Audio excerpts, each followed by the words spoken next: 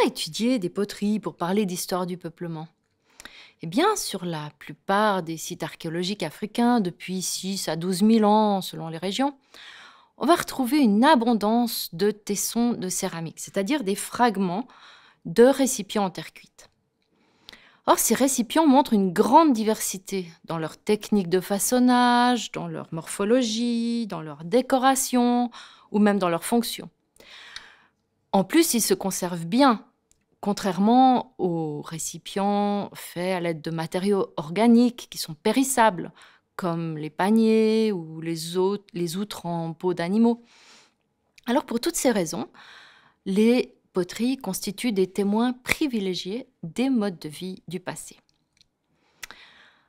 Alors, en étudiant dans les communautés actuelles les mécanismes d'apprentissage de la poterie, nous nous sommes aperçus que les habiletés motrices qui sont nécessaires pour ces différentes techniques de façonnage sont acquises pendant l'enfance au sein même du groupe familial.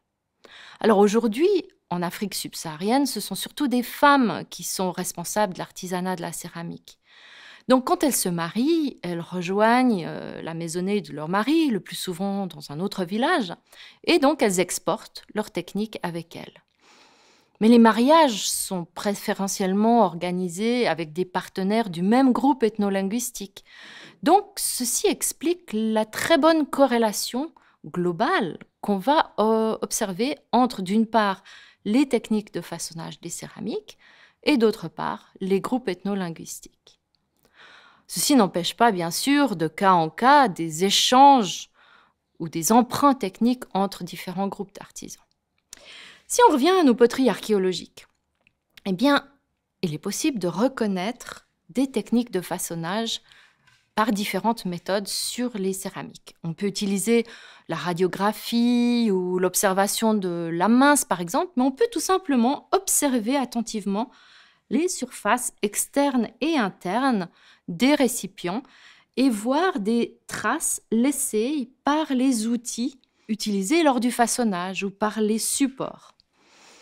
Et donc, la reconnaissance de ces techniques de façonnage dans le passé permet de discuter non seulement de l'histoire des techniques, mais aussi de l'histoire des peuplements humains, voire même des cas de transfert de savoir technique entre des groupes d'artisans distincts.